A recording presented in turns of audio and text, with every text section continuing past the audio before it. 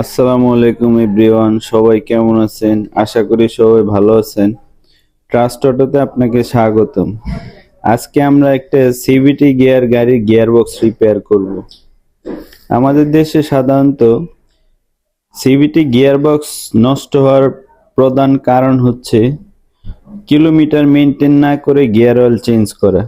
আমরা সাধারণত gear oil change না করার কারণে গিয়ারগুলা বেশি নষ্ট হয়।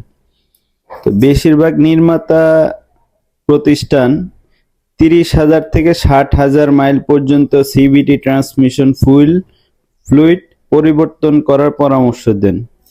এই ব্যবধানটি নিশ্চিত করার জন্য ডিজাইন করা হয়েছে যে তরলটি ভালো অবস্থায় আছে এবং সম্ভাব্য সংক্রমণের ক্ষতি প্রতিরোধ করে। যাই হোক, এই ব্যবধানটি গাড়ির ধরন, আপনার ড্রাইভিং শৈলী এবং গাড়ির বয়সের উপর নির্ভর করে পরিবর্তন হতে পারে। তো আপনার গাড়ির গিয়ারবক্স ভালো রাখতে হলে অবশ্যই আপনার গাড়ির প্রকারভেদ অনুসারে 30 থেকে 60,000 কিলোমিটারের ভিতরে গিয়ার অয়েলটা চেঞ্জ করে নেবেন।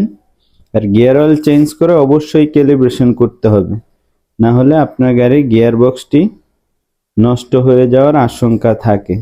তো আজকে আমরা একটা গিয়ারবক্স রিপেয়ার করলাম। রিপেয়ার করে আমরা এখন টেস্ট ড্রাইভ দিয়ে দেখব ঠিক আছে কিনা।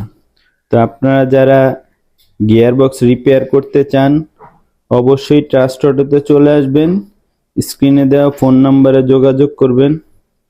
পরবর্তী ভিডিও দেখার জন্য আমন্ত্রণ রইল। ভালো থাকবেন। আল্লাহ হাফেজ। বাই।